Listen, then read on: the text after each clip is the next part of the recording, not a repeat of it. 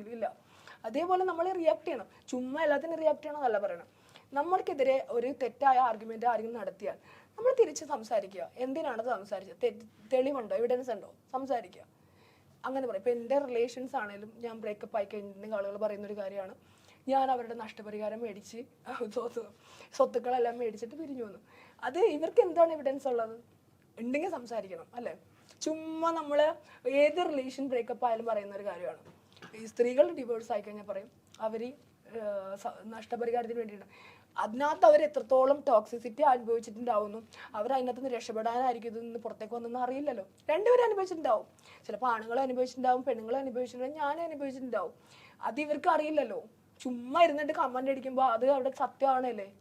ഇപ്പം ഈ കഴിഞ്ഞ ദിവസം ഞാൻ റിയാക്ട് ചെയ്തേക്കണം അതാണ്. അതിനകത്ത് ഞാൻ ശരിക്കും പറഞ്ഞാൽ ഇത് റിയാക്ട് ചെയ്യില്ലായിരുന്നു. റിയാക്ട് ചെയ്യാൻ കാരണം എന്താ? അതിനകത്തൊരു ഒരു കണ്ടന്റ് ഉണ്ട് എന്ന് പറഞ്ഞ ഒരു കാര്യം പറഞ്ഞിട്ടുണ്ട്. ഞാൻ ഇത്രത്തോളം നഷ്ടപരിഹാരം മേടിച്ചിട്ട് വേറെ ഒരുത്തിനോട് ജീവിക്കുന്നതെന്ന് പറഞ്ഞിരിക്കുന്നു. അതെനിക്ക് ഭയങ്കര ഹേർട്ടായി. ഞാൻ ചെയ്യാത്തൊരു കാര്യമാണ്. ഞാൻ അങ്ങനെ ചെയ്തിട്ടുണ്ടെങ്കിൽ എൻ്റെ എക്സ് ഹസ്ബൻഡുമായിട്ട് ഞാൻ ഇപ്പോഴും കോൺടാക്ട്സ് ഉണ്ടാവില്ല. അങ്ങനെ ഞാൻ അങ്ങനെ ഓരോ വ്യക്തിയോട് കോൺടാക്ട്സ് ഉണ്ടെങ്കിൽ ആ വ്യക്തിനെ ഞാൻ ചീറ്റ് ചെയ്തിട്ടുണ്ട് അങ്ങനെ പറ്റുമോ? ചുമ്മാ നമ്മളെക്കുറിച്ച് പറയുന്നതല്ല നമ്മൾ സത്യമാണെന്ന് പറഞ്ഞ് അങ്ങോട്ട് അംഗീകരിച്ചു കൊടുക്കുന്ന പോലെ മിണ്ടാണ്ടിരുന്നെങ്കിൽ നമ്മൾ അംഗീകരിക്കരുത്. ശരിക്കും പറഞ്ഞു കഴിഞ്ഞാൽ ഗബ്രി ഒന്നും സംസാരിക്കുന്നില്ല. ഗബ്രി എല്ലാം കേട്ടോണ്ടിരിക്കുക. ഞാൻ പറഞ്ഞത് കറക്റ്റ് അല്ലേ? സൈലന്റ് അല്ലേ? അതോ ഹണി സംസാരിക്കാൻ സമ്മതിക്കാഞ്ഞിട്ടാണോ?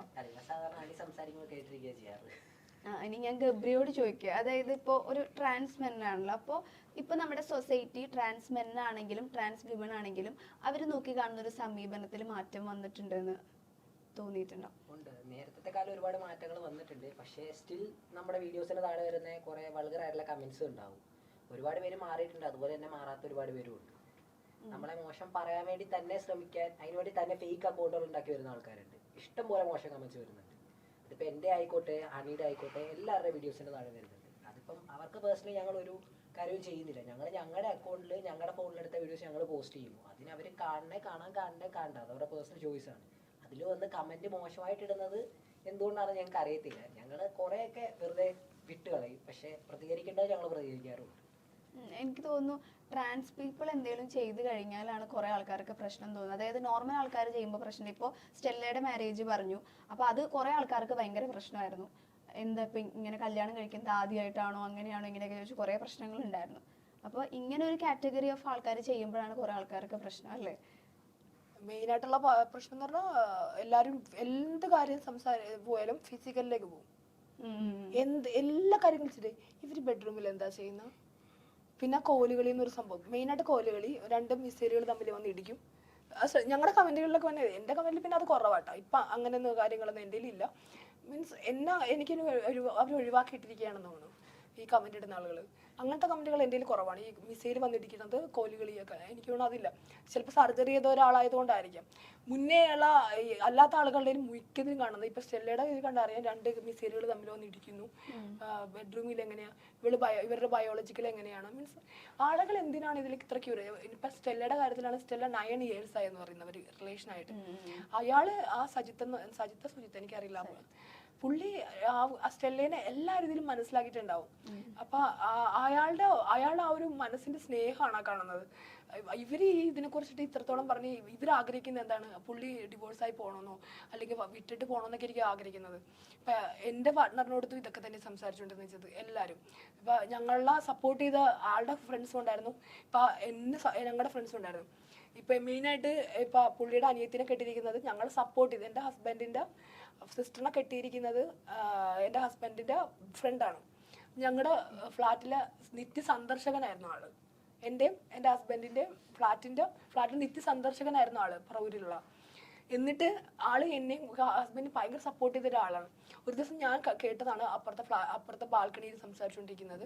പുള്ളിക്ക് ഓൾറെഡി സിസ്റ്ററിനെ ഇഷ്ടമായിരുന്നു. അപ്പൊ ഞങ്ങള് പുള്ളിയുടെ സിസ്റ്ററിന്റെ ഷൂട്ടിന് പോയി. പുള്ളിക്കാരത്തെ പൊട്ടിക്ക് നടത്തുക. അപ്പൊ അതിന് ഷൂട്ടിന് പോയ സമയത്ത് ഇവർക്ക് തമ്മിൽ കാണുന്നത്. അപ്പൊ ഇവർക്ക് എങ്ങനെയെങ്കിലും എന്നെ ഒഴിവാക്കാനുള്ള ഒരു കാരണം അവർ കണ്ടെത്തിക്കൊണ്ടിരിക്കുമായിരുന്നു. എങ്ങനെയെങ്കിലും ഒഴിവാക്കാനുള്ള ഒരു കാരണം ഉണ്ടാവുമല്ലോ. അപ്പൊ അതിന് വേണ്ടിയിട്ട് ഇവർ നോക്കുന്ന സമയത്താണ് ഈ പുള്ളിനെ കിട്ടിയത്. അപ്പൊ പുള്ളി ഞങ്ങളുടെ ഫ്ലാറ്റിൽ എപ്പോഴും വരുമായിരുന്നു.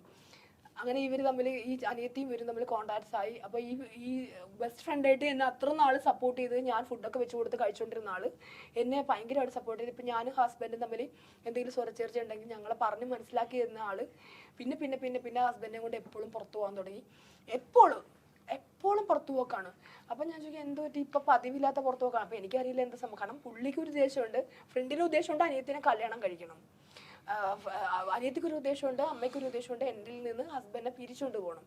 ഇത് അവർക്ക് നല്ലോണം നടക്കുന്നുണ്ടായിരുന്നു. അപ്പം ഞാൻ എന്താ ചെയ്യണത്, ഫാമിലി അല്ലേ നന്നായി പോട്ടെന്ന് വിചാരിച്ചു. പക്ഷെ എനിക്കിട്ട് തന്നെ നല്ല രീതിയിൽ കിട്ടിക്കൊണ്ടിരുന്നത്. പക്ഷേ ഞാനത് എനിക്ക് നമ്മളെ ഒരാൾ വലിച്ചെറിയും മുമ്പേ ഞാൻ അവിടെ നിന്ന് മാറിക്കൊടുത്തു. കാരണം നമ്മൾ ഭയങ്കര ഹേർട്ടായി പോകും. അത് നമ്മളൊരാൾ വലിച്ചെറിയുമ്പോൾ നമ്മൾ പുറയിൽ നടന്നു പോകണം. അപ്പോൾ അവർ ഭയങ്കരമായിട്ട് ഹേർട്ടാവും. സീരിയസ്ലി എൻ്റെ ഭാഗത്തുനിന്ന് നമുക്ക് പിരിയാമെന്നുള്ളൊരു ഡയലോഗ് എൻ്റെ ഹസ്ബൻഡ് ഒരിക്കലും പ്രതീക്ഷിച്ചിരുന്നില്ല. ഞാനായിട്ട് അങ്ങോട്ട് പോയിട്ട് എനിക്ക് നിങ്ങളെ വേണ്ട, നമുക്ക് തമ്മിൽ പിരിയാമെന്നൊരു കാര്യം ആൾ പ്രതീക്ഷിച്ചിട്ടുണ്ടായില്ല. കാരണം അവർ ഓൾറെഡി ഫിക്സ് ചെയ്ത് വെച്ചിട്ടുണ്ടായിരുന്നു കല്യാണം കഴിക്കാമെന്ന്. ആ പെൺകുട്ടിനെ അവർ ഞാൻ പിരിയുന്നത് മാസം കഴിഞ്ഞ് 3 മാസത്തിനുള്ളിൽ അവർ കല്യാണം കഴിഞ്ഞു. അപ്പോൾ അത് നേരത്തെ ഫിക്സ് ചെയ്ത് വെച്ചിരിക്കണല്ലേ, അതെല്ലാം അറേഞ്ച് ചെയ്ത് വെച്ചിരിക്കുമായിരുന്നു. അപ്പോൾ എങ്ങനെയാണ് ഇത്രയും വർഷം ഞങ്ങൾ തമ്മിൽ റിലേഷൻ ആയിരുന്നു, ഫിസിക്കലി മെൻ്റലി അത്രത്തോളം അറ്റാച്ച്മെൻ്റ് ഉള്ള ഞങ്ങൾ തമ്മിലുള്ള റിലേഷനുള്ള ഒരാൾ എന്നോട് പിരിഞ്ഞിട്ട് കുറച്ച് ദിവസം പോലും ആൾ വിഷമിച്ചിരുന്നിട്ടില്ല. പെട്ടെന്ന് ഒരു പെണ്ണിനെ മാരേജ് ചെയ്തു. അപ്പോൾ ആള് ഫുൾ പ്രിപ്പയർഡ് ആയിരുന്നു. അല്ലാന്നുണ്ടെങ്കിൽ എൻ്റെ കൂടെ ഇരുന്നുകൊണ്ട് എന്നെ പറ്റിച്ചേനും, മനസ്സിലാവും, എൻ്റെ കൂടെ ഇരുന്നുകൊണ്ട്. അപ്പോൾ ചോദിക്കും അടുത്ത വരാമണ നിന്നെ കൊള്ളാഞ്ഞിട്ടായിരിക്കും എന്ന് പറയും. അടുത്ത കമൻറ്റ് വരാമണ എന്നെ കൊള്ളാഞ്ഞിട്ടാണ്. എന്നെ കൊള്ളാഞ്ഞിട്ടൊന്നുമല്ല, ഈ ലോകത്തുള്ള ഏറ്റവും സുന്ദരി എന്ന് പട്ടം കിട്ടിക്കുന്ന ഡയാന രാജകുമാരി എന്നൊരു സ്ത്രീ ഉണ്ടായിരുന്നു. അവരുടെ ലൈഫിൽ നടന്നിരിക്കുന്നത് എന്താണ്, അവരെയോ അവരുടെ പാർട്ണർ ചീറ്റ് ചെയ്തിട്ടുണ്ട്, വേറെ സ്ത്രീകളെ തേടിപ്പോയിട്ടുണ്ട്. സൗന്ദര്യമോ ഭംഗിയോ ശരീരമോ സെക്സോ ഒന്നും അല്ല കാരണം. ഓരോ വ്യക്തികളുടെ ജെന്യുവിൻ ആയിട്ടുള്ള ക്വാളിറ്റീസ് എന്നൊരു സാധനമുണ്ട്, അവരുടെ സോളുണ്ട്. ആ സംഭവം മോശമാണെന്നുണ്ടെങ്കിൽ ഏത് നല്ലൊരു പെണ്ണിനെ കിട്ടിയാലും ഏത് നല്ലൊരു പാർട്ണറിനെ കിട്ടിയാലും പെണ്ണായാലും ആണായാലും ചീറ്റ് ചെയ്യത്തില്ലേ? അത് എല്ലാ ലൈഫിൽ നടന്നിട്ടുണ്ട്. എത്രയോ സുന്ദരിയായ സ്ത്രീകളുള്ള പുരുഷന്മാർ.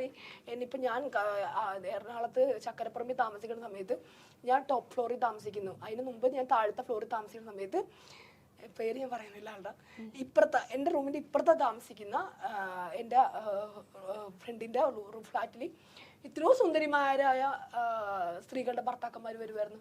ഫ്രണ്ടാ, എല്ലാവരും ഫ്രണ്ട്സാ. ഈ കുട്ടിയുടെ ഫ്രണ്ട്സ് ആണെന്നാണ് പറയുന്നത്.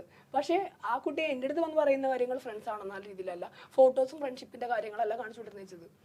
ഇപ്പോൾ പറയുന്നത് ഇപ്പോൾ സിനിമ ഫീൽഡിൽ നടക്കുന്ന കുറച്ച് കാര്യങ്ങൾ, അതേ കാര്യങ്ങളിൽ കുറ്റം ചുമത്തപ്പെട്ടവരും ചുമത്തപ്പെടാത്ത കുറേ ആളുകളുടെ പേരിലുള്ള ആളുകളും ഈ പറയുന്ന ഫ്ലാറ്റിൽ വന്ന് പോയിട്ടുണ്ട്.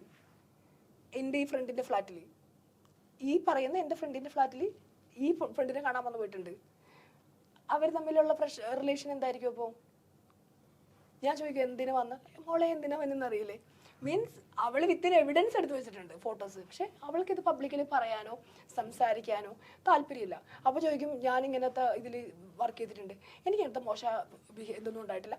എനിക്ക് ഉണ്ടായിരിക്കുന്നത് ഒരു എന്നെ ചീത്ത വിളിച്ചിട്ടുണ്ട്. ഞാൻ ടിറ്റോ വിൽസൻ്റെ ഒരു ഫിലിമിൽ അഭിനയിച്ച സമയത്ത്, ഗോഡ്സ് ട്രാവൽ എന്ന് പറയുന്ന ഫിലിമിൽ തിരുവനന്തപുരത്ത് അഭിനയിക്കുന്ന സമയത്ത് അതിൻ്റെ ക്യാമറമാൻ എന്നെ ഒരു ചീത്ത വിളിച്ചു. ഇങ്ങനെ മാ കൂട്ടിയിട്ട് നല്ലൊരു ചീത്ത വിളിച്ചു തന്നെ. കാരണം എന്നെ അല്ല വിളിച്ചത്, വിളിച്ചത് തന്നെയാണ്, പക്ഷെ വിളിക്കേണ്ടത് എന്നെ അല്ലായിരുന്നു. അതിനകത്ത് വേറെ ആളാണ് സംസാരിച്ചത്. അപ്പം ഞങ്ങൾ ഓൺ ദ സ്പോട്ടിൽ റെക്കോർഡ് ചെയ്തുകൊണ്ടിരിക്കുമായിരുന്നു ഫിലിം. അപ്പം ഞാൻ സൈഡിൽ ഇരിക്കുവാണ്. അപ്പം ഞങ്ങളുടെ ഒരു ഷൂട്ട് കഴിഞ്ഞിട്ട് ഞാൻ വന്നിട്ട് ഇരിക്കുമായിരുന്നു.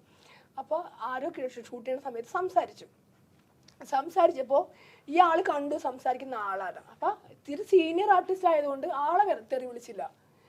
ഉടനെ എന്നെ നോക്കിയിട്ട് എന്നെ വിളിച്ച് എടി ദാഷേ മിണ്ടാണ്ട് വീടെന്ന് പറഞ്ഞു. അപ്പം പുള്ളിക്ക് ഈ പറഞ്ഞ വ്യക്തിനെ തെറി വിളിക്കാൻ വയ്യാത്തതുകൊണ്ട് എന്നെ തെറി വിളിച്ചിരിക്കുന്നു. പക്ഷെ ഞാൻ അപ്പം തന്നെ റിയാക്ട് ചെയ്തു. പുള്ളിക്ക് അയാളെ തെറി വിളിക്കാൻ പറ്റത്തില്ലായിരിക്കും, പക്ഷെ എനിക്ക് ആ പുള്ളീനടുത്ത് റിയാക്ട് ചെയ്യാനുള്ള റൈറ്റ്സ് ഉണ്ടായിരുന്നു. കാരണം ഞാൻ ആ ഡയറക്ടറിൻ്റെ അടുത്ത് അനീഷിൻ്റെ അടുത്ത് ആദ്യമേ പറഞ്ഞിട്ടുണ്ടായിരുന്നു, ഞാൻ ഫിലിമിനെ അഭിനയിക്കാൻ വന്നിട്ടുണ്ടെങ്കിൽ എനിക്ക് ആ ലൊക്കേഷനിൽ വെച്ചിട്ട് ഒരാളുടെ ഭാഗത്തുനിന്നും എനിക്കൊരു മോശം അപ്രോച്ച് ഉണ്ടാകാൻ പാടില്ലെന്ന്. ഞാൻ അപ്പം തന്നെ എണീറ്റിട്ട് എനിക്ക് ലാസ്റ്റ് ഒരു ക്ലൈമാക്സും ഷൂട്ട് കൂടി ഉണ്ടായിരുന്നു. ഞാൻ പറയും എനിക്ക് വണ്ടി വിളിക്കണം, എനിക്ക് പോകണമെന്ന് പറഞ്ഞു. എന്ത് പറ്റുമെന്ന് വെച്ച് എന്നെ ചീത്ത വിളിച്ചെന്ന് പറഞ്ഞു. ആര്? ക്യാമറമാൻ എന്ന് പറഞ്ഞു. എന്ത് വിളിച്ചത് പറഞ്ഞു? മാകൂട്ടി നല്ലൊരു തെറി വിളിച്ചെന്ന് പറഞ്ഞു. വിളിച്ചു. അവൻ പറയും ഇവളെയല്ല വിളിച്ചെന്ന് പറഞ്ഞു. ഞാൻ പറയും ഈ വണ്ടിക്കകത്ത് ഞാൻ മാത്രമേ ഉള്ളൂ, എടി ഡാഷ് എന്ന് വിളിച്ചത് എന്നെ തന്നെയാണെന്ന് പറഞ്ഞു. അയാൾ പറഞ്ഞ് ഞാൻ വിളിച്ചില്ല. ഞാൻ പറഞ്ഞു സോറി പറയണമെന്ന് പറഞ്ഞു. വിളിക്കുക. ഞാൻ അങ്ങോട്ട് എണീറ്റ് നിന്നിട്ട് നല്ലെടുത്ത് ഷൗട്ട് ചെയ്തു. ഞാൻ പറയും ഈ ഇരിക്കുന്ന സെലിബ്രിറ്റി ആയിരിക്കുന്ന വ്യക്തിനെ നിങ്ങൾക്ക് വിളിക്കാൻ പറ്റില്ല എന്നുണ്ടെങ്കിൽ നിങ്ങൾ വിളിക്കണ്ട. സംസാരിച്ചിരിക്കുന്ന ഈ വ്യക്തിയാണ്, ഞാനല്ല സംസാരിച്ചിരിക്കുന്നത്. എന്നെ വിളിച്ചിട്ടുണ്ടെങ്കിൽ എന്നോട് ഇത്രയും പേരുടെ മുമ്പിൽ സോറി പറയണം, അല്ലെ വണ്ടിയിൽ പറയില്ലെന്ന് പറഞ്ഞു. ഞാൻ എൻ്റെ വണ്ടി കൊടുത്ത് വീട്ടിൽ പോന്നു. തിരിച്ച് എൻ്റെ റൂമിൽ വന്ന് എൻ്റെ ഹസ്ബൻഡിനെ വിളിച്ച് എൻ്റെ വണ്ടിയും വിളിച്ച് ഞാൻ എൻ്റെ വീട്ടിൽ പോന്നു. 1 മാസം വരെ ഷൂട്ട് മുടങ്ങി നിന്ന് ലാസ്റ്റ് എന്നെ വീട്ടിൽ വന്ന് സോറി പറയിപ്പിച്ച് ഞാൻ തിരിച്ചു പോയത്.